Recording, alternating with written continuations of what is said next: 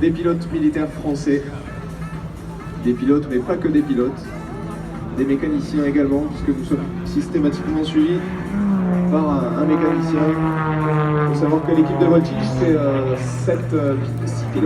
7 mécaniciens. Alors cette machine est très impressionnante. Bernard nous a expliqué un peu les avions qu'on a vus auparavant, en bois, en toile notamment. Et là c'est tout du carbone, c'est très précis, c'est très puissant. Ce qu'on voit là, c'est exceptionnel. Exactement. Ce qu'on voit là, c'est une véritable Formule 1 des airs. Effectivement, tout en carbone, un moteur surpuissant, un avion très léger, qu'on a 330 chevaux, moins de 600 kg. Et comme vous pouvez le constater, une manœuvrabilité assez incroyable. Alors c'est un avion qui a fait figure de référence puisqu'il équipe l'intégralité de l'équipe de France de Voltige. Vous verrez tout à l'heure Aude Le Mordant et Catherine Monory qui voleront également en Extra 330, en duo féminin. Comme chevron le meeting aérien. Et là, Vico nous fait de belles figures. Alors, le facteur de charge dans cette machine, on subit un fort facteur de charge. Alors oui, il y en a beaucoup. C'est un genre de vol très physique qui demande un petit peu de préparation quand même. Pendant la démonstration, Vico subit des facteurs de charge de l'ordre de plus 8, moins 8G à peu près. Donc plus 8G, c'est 8 fois le poids du corps. Là actuellement, il est à moins 8, puisqu'il pousse. Donc à moins 8G, il y a tout le sang du corps qui a tendance à monter au niveau du cerveau. Autant vous dire que c'est très agréable. Voilà, c'est ce qu'on appelle port centrifuge ou port centripète. Un peu comme dans les ronds-points, quand vous allez vite, vous avez cette sensation qui arrive, ou dans les manèges. Imaginez que c'est décuplé dans l'avion lors de cette démonstration. Un gros manège.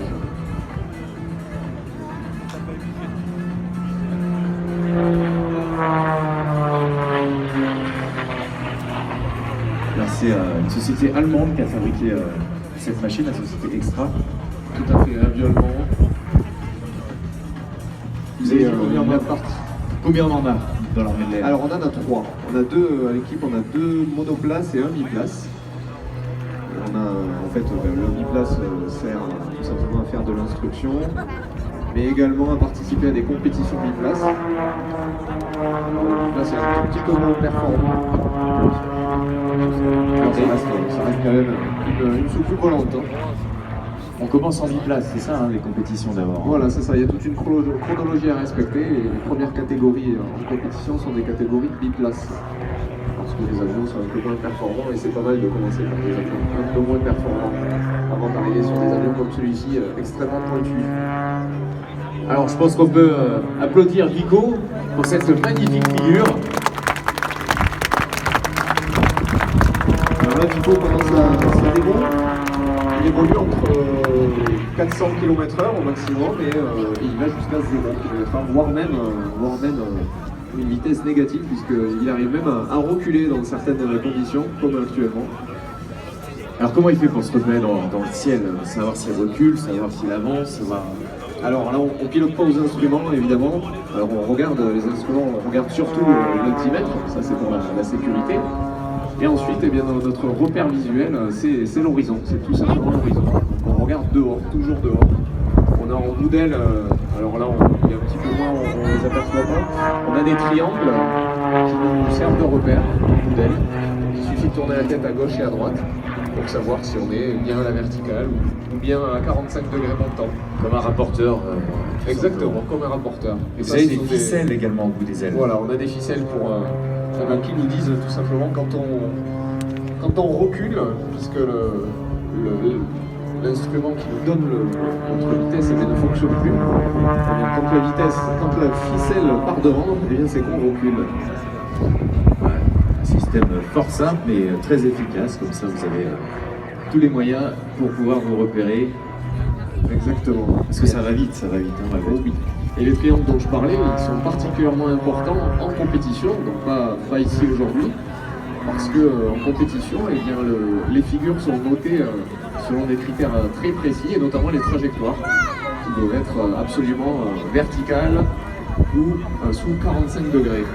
Alors, en En compétition, vous avez des figures imposées, vous avez un programme imposé ou même libre, mais que vous avez préparé auparavant. Et là, on pourrait croire qu'il enchaîne les figures comme ça, un petit peu au hasard, mais pas du tout. C'est préparé également ce qu'on voit aujourd'hui. Hein. Il sait quelle figure il va faire et à quel moment. Voilà, exactement. Il n'y a jamais d'improvisation, tout simplement pour assurer la sécurité. Donc c'est un programme sur lequel il s'est entraîné. Vous pouvez l'applaudir, vous avez raison, Vico, membre de l'équipe de voltige de l'Armée de l'air, qui effectue un show exceptionnel ici au Bourget pour les 120 ans de l'Aéroclub de France, pour le Carrefour de l'air. Il assure le spectacle, Vico. Et beaucoup de mérite puisque il faut savoir qu'ici au Bourget, la zone d'évolution est très complexe, on en a parlé un petit peu tout à l'heure. Donc c'est vraiment pas facile de démontrer la manœuvrabilité d'un avion dans une zone comme celle-ci. Regardez cette figure, c'était magnifique. On peut juste dire waouh. Eh bien, je crois qu'il va nous faire une dernière petite figure.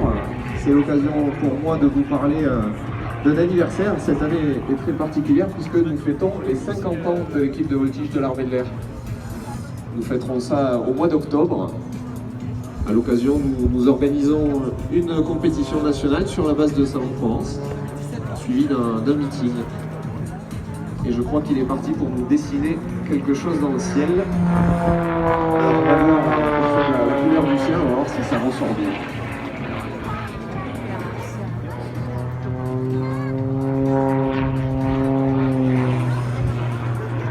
Et ma foi, ça va l'air d'être un 5 pour l'instant. Ah, c'est dommage, sur fond bleu, ce serait tellement mieux.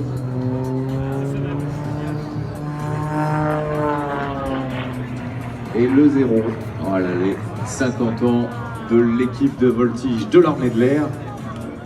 Tout au long de l'année, cette équipe ainsi que l'ensemble des ambassadeurs vont évoluer en France, à l'étranger, dans de nombreux meetings. N'hésitez pas à consulter la liste des meetings, que ce soit avec l'écran, mais également sur le site de Notre de France, sur le site de l'équipe de voltige, pour savoir où ils se représenteront.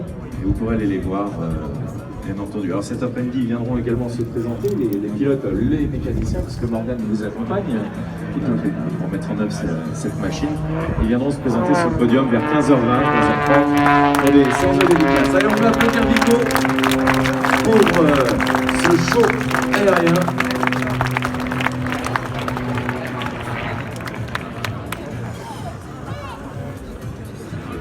Qu'est-ce que vous allez faire aujourd'hui?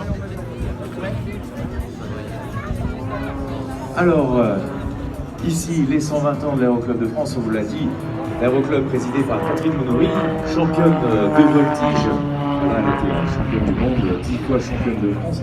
Et elle a souhaité dire quelques mots sur l'équipe de voltige de l'Armée de l'air. On vous laisse écouter. Voltige, la place de champion du monde de voltige, puisque les Russes et les Français alternativement montent sur le podium. On a eu le capitaine Orlovski qui était champion du monde il y a maintenant 3 ans. Il a laissé sa place aux Russes l'an dernier.